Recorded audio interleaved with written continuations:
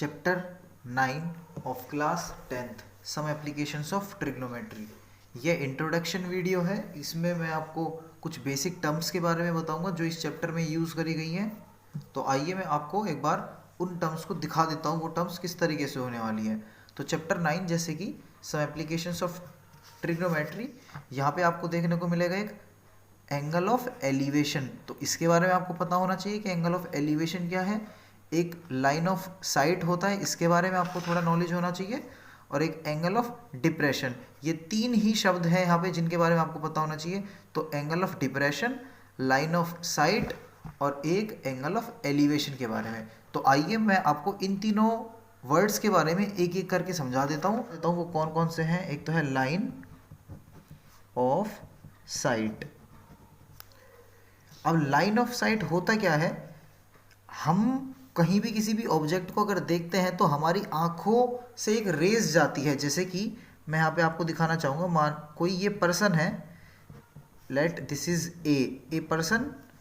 अब अगर यहाँ से इसकी आइज यहाँ है, लड़के की आंखें इधर हैं, तो ये अगर किसी चीज़ को देखना चाहेगा, मैं उस रे को क्या बोलूँगा, अगर ये आपको एक रे सी दिखाई दे रही होगी तो इसका बोलेंगे हम लाइन ऑफ साइट। तो किसी भी पर्सन की आंखों से निकलने वाली रे को हम बोलेंगे लाइन ऑफ साइट। है एक एंगल ऑफ एलिवेशन, तो मैं आपको एक बार बता देता हूँ एलिवेशन के बारे में। और एक होगा डिप्रेशन। तो एलिवेशन भी एक तरीके से लाइन ऑफ साइट ही होती है, लेकिन वो लाइन ऑफ साइट थोड़ा सा ऊपर की साइड होती है। और जब डिप्रेशन की बात होती है तो वो लाइन ऑफ साइट ही होती है, वो लेकिन थोड़ा सा नीचे की साइड होती है। तो इन दोनों के बारे में आपको समझ आ गया होगा। अगर कोई ऊपर देखेगा तो ये है वो, उसके लिए लाइन ऑफ साइट। अगर यहीं से कोई नीचे देखेगा तो इस बार डिप्रेशन, यानी कि लाइन ऑफ डिप्रेशन, और लाइन ऑफ साइट इस बार ये हो जाएगी। आइए मैं इनको आपको एक फिगर में समझाने की कोशिश करता हूँ। कोई पर्सन है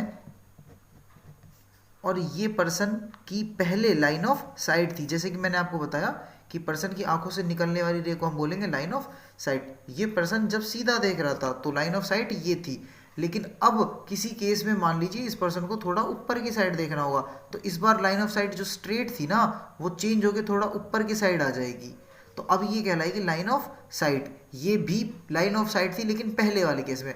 इन दोनों के बीच में जो बनने वाला एंगल होता है, उसको अगर मैं लेट यहाँ पे मैं थीटा से रिप्रेजेंट कर देता हूँ, तो वो कहलाता है आपका angle of elevation. Line of site जो ऊपर हो गई है और जो पहले थी, उनके दोनों के बीच में रहने वाला एंगल कहलाएगा एंगल ऑफ एलिवेशन। जैसे मैं यहाँ पे दिखाया, ऊपर की साइड अगर वो देखेगा तो एंगल ऑफ एलिवेशन कहलाएगा। तो अब एंगल ऑफ डिप्रेशन की बात करता हूँ मैं।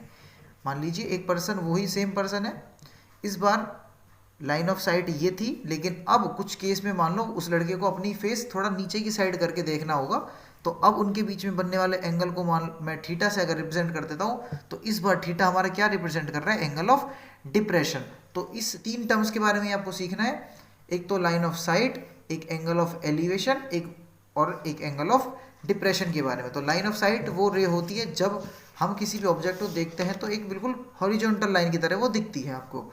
एलिवेशन के केस में क्या होता है, वो थोड़ा फेस ऊपर की साइड करके उसको देखना होता है, और डिप्रेशन के केस में उसको थोड़ा नीचे की साइड देखना होता है। तो ये एंगल ऑफ एलिवेशन कहलाएगा, ये एंगल ऑफ डिप्रेशन कहलाएगा। आप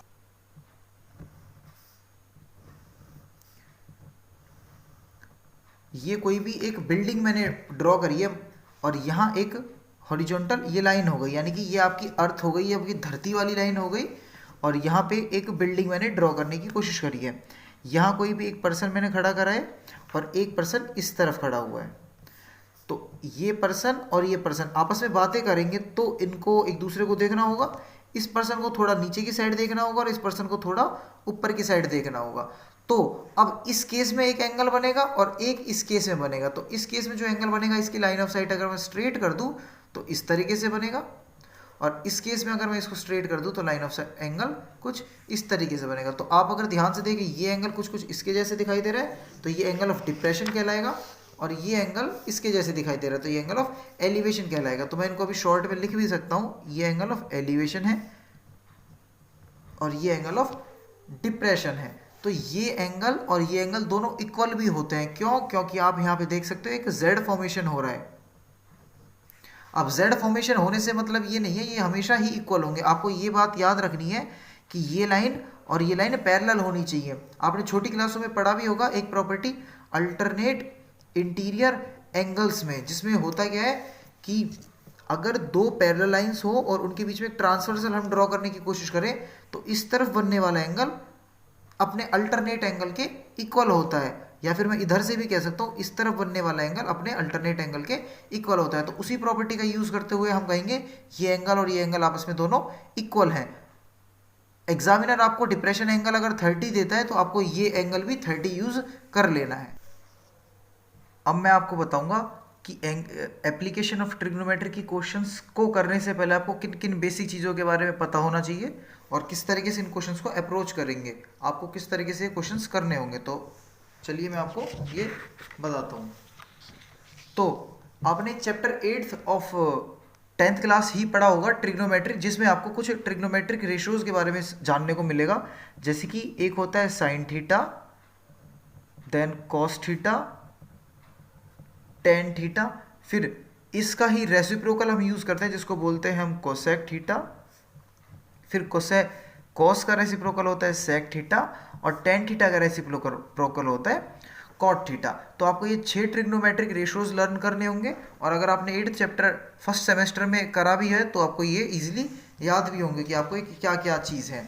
और आपको एक इनके लिए एक रेशियोज का वो है, आपको ये लर्न करना होगा PBP HHB। इसको आप इजीली याद कर सकते हो और इसको कुछ इस तरीके से भी याद करा जाता है, पंडित बद्री प्रसाद हर हर बोल, या फिर इसको दूसरा तरीका भी है पाकिस्तान भूखा प्यासा हिंदुस्तान हरा भरा। तो आपको ये लर्न होना चाहिए और आपको ये 6 ट्रिग्नोमेट्रिक रेशियोज जो हैं ये भी लर्न होने चाहिए। और आपको अगर क्वेश्चंस ध्यान से करने हैं तो आपको इन तीनों के वैल्यूज भी याद करनी है, साइन कॉस टेन, और वो केवल आपको 30 डिग्री 45 डिग्री और 60 डिग्री के लिए याद करनी है। जब 8th चैप्टर पढ़ा था जब आपने 0 डिग्री और यहाँ 90 डिग्री का भी याद किया था, लेकिन आपको इसमें कोई खास ज़रूरत पड़ेगी नहीं। 0 और 90 का तो एक भी क्वेश्चन बनता ही नहीं है, तो आप उनको लर्न करने की ज़रूरत है नहीं। इनकी वैल्यूज़ मैं एक बार लिखा देता हूँ और फिर आपको वो भी लर्न कर लेनी है। साइन 30 डिग्री पे होता है 1/2, साइन 45 डिग्री पे होता है 1/√2 और साइन 60 डिग्री पे होता है √3/2। यहाँ फिर ये इधर चला जाता है √3/2, 1/√2 सेम ही रहता है और यहाँ जो 1/2 था वो क्रॉस होके इधर आ जाता है। tan 45 पे तो 1 होता है। अब इसमें और इसमें बहुत कंफ्यूजन रहता है बच्चों को। इतना तो सभी को याद रहता है कि √3 आता है। अब ये ध्यान नहीं है √3 यहाँ आता है या यहाँ आता है, फ्रैक्शन में यहाँ आता है या यहाँ आता है। तो बहुत ईजी सा है, आपको थीटा वैल्यूज लर्न करनी है। थीटा जब छोटा है दैट इज 30 डिग्री है तो यहाँ भी वैल्यू छोटी होगी, दैट इज 1/√3। जब थीटा वैल्यू बड़ी है 60 डिग्री है तो यहाँ पे वैल्यू भी बड़ी होगी। इसको याद करने का एक छोटा सा ये तरीका भी है। तो 30 पर 1/√3 और tan 60 पर √3। आपको tan की वैल्यूज तो हमेशा याद रखनी ही है। एग्जाम में अगर 10 क्वेश्चन आएंगे ना तो उनमें से 9 क्वेश्चंस 10 की वैल्यू से रिलेटेड आएंगे, पक्का ये आप कह सकते हो। तो 10 की तीनों वैल्यूज आपको याद करनी है। tan 30 पे 1/√3, tan 45 पे 1 और tan 60 पर √3 होता है। चलो मैं आपको थोड़ा सा बता भी देता हूँ कि इस PBP और HHB का यूज़ किस तरीके से करते हैं, क्वेश्चंस में आपको क्या करना होगा। तो आप देख सकते हो, आपको मैं एक क्वेश्चन यहाँ पे ड्रॉ करके दिखा रहा हूँ इस चैप्टर का किस तरीके से बेसिक क्वेश्चन आता है। आपको एग्जामिनर ABC या फिर कुछ भी नेमिंग करके एक ट्राइंगल गिवन करता है, जिसमें आपको पता होगा एक राइट एंगल ट्राइंगल होता है, जैसे कि यहाँ एंगल B है और आपको एग्जामिनर एक एंगल गिवन करता है। इस एंगल की वैल्यू या तो होती है 30 डिग्री या 45 डिग्री या 60 डिग्री। तो अभी के केस में मैं इनको हटा देता हूँ तो हमारी वैल्यू कितनी है 30 डिग्री। तो मैं यहाँ लिख देता हूँ थीटा की वैल्यू कितनी है 30 डिग्री। अब AB की वैल्यू गिवन कर सकता है वो, BC की वैल्यू गिवन कर सकता है या फिर AC की वैल्यू। इन तीनों में से एक वैल्यू वो गिवन करके हमसे 2 वैल्यूज को निकलवा सकता है बहुत इजीली। तो BC की वैल्यू में अगर यहाँ पे 4 लेट कर लेता हूँ, अब मैं आपको AB की वैल्यू फाइंड करके दिखाऊंगा, फिर मैं AC की वैल्यू फाइंड करके दिखाऊंगा। तो BC को जैसे कि आपको पता है B बोलते हैं, that is base. A B को बोलते हैं पी, दैट इज परपेंडिकुलर। तो आपको परपेंडिकुलर और बेस का एक रेशियो फाइंड करना होगा जो यहाँ पे लिखा हुआ है P B, that is tan theta.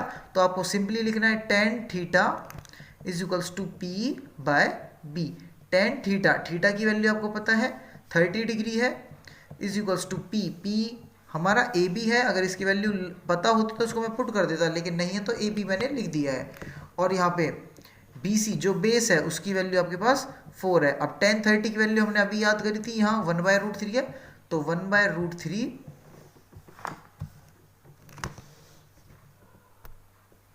तो 1/√3 is equals to A B divided by 4। आप इस 4 को जस्ट क्रॉस मल्टीप्लाई करके उधर ले जाओगे तो 4/√3 is equals to A B. तो ये क्वेश्चन आपका हो गया। वो बाद में हम समझा दूंगा मैं आपको कि √3 को रैशनलाइज करना होगा, नीचे √3 नहीं हो सकता, रूट में कोई वैल्यू नहीं आ सकती, वो बाद की बात है। तो इस तरीके से हमने ए बी की वैल्यू फाइंड कर ली है। अब मैंने ए बी फाइंड कर लिया है, मैं ए सी भी फाइंड कर सकता हूँ। अब मेरे पास दो ऑप्शन है, या तो मैं बेस वाली वैल्यू को यूज़ करके फाइंड कर सकता हूँ, या फिर मैं परपेंडिकुलर वाली वैल्यू का यूज़ करके फाइंड कर सकता हूँ जो मैंने अभी निकाली है। तो आपको ध्यान रखना है वो वैल्यू का यूज़ करना है जिसमें आप ज़्यादा कंफर्टेबल हो। तो अधिकतर बच्चे इसमें कंफर्टेबल होना सही रहेगा मेरे हिसाब से भी, क्योंकि यहाँ वैल्यू फ्रैक्शन में भी नहीं है, रूट में भी नहीं है। तो इसका यूज़ करते हुए मैं आपको ए सी फाइंड करके दिखाऊंगा। ए सी को मैं एच बोल सकता हूँ। तो आपको एक ऐसी रेशो फाइंड करनी है जो एच और बी के रिस्पेक्ट में हो। तो h और b के रिस्पेक्ट में हमारे पास cos होता है, तो आप इसको हम याद कर लेंगे cos theta is equals to B by H. cos theta की वैल्यू सेम पुट करनी होती है 30 degree is equals to base हमारा 4 था बाय h हमें क्योंकि फाइंड करना है इसकी वैल्यू है AC। अब cos 30 की वैल्यू पुट कर देते हैं। cos 30 हमने देखा था √3/2 होता है is equals to 4 by AC। अब इनकी क्रॉस मल्टीप्लाई करके मैं सभी चीज़ों को पहले ऊपर ले आता हूँ, इसकी वहाँ कर देता हूँ 3√3 AC इक्वल्स टू 4 2 8। अब √3 नीचे ले आते हैं तो AC की वैल्यू हो जाएगी 8 डिवाइडेड बाय √3। तो इसकी वैल्यू भी फाइंड मैंने आपको करके दिखा दी है, h की वैल्यू भी फाइंड करके मैंने आपको दिखा दी है। अब आपको ध्यान रखना है, बहुत से बच्चे करते क्या है क्वेश्चंस में, b की वैल्यू गिवन थी, p मैंने निकाल के दिखा दिया। अब इन दोनों का यूज करते हुए वो पीजीटी लगा देते हैं, पाइथागोरस थ्योरम, और वो h को फाइंड कर लेते हैं। हालांकि h आपका सही आ जाएगा, लेकिन एग्जामिनर आपको मार्क्स नहीं देगा, आपके नंबर पूरे कट कर देगा। एग्जामिनर को इससे मतलब नहीं है आप इस AC के आंसर ला के दिखाओ, एग्जामिनर को इस पैटर्न से भी मतलब है। आपको अगर ये चैप्टर दिया हुआ तो ये चीज़ें आनी भी चाहिए, तो आपको इसी फॉर्मूले को यूज करते हुए ये निकालना होगा। अगर आप पीजीटी से इन क्वेश्चंस को कर दोगे तो वो उस केस में गलत हो जाएगा, आपको ये बात भी ध्यान रखनी है।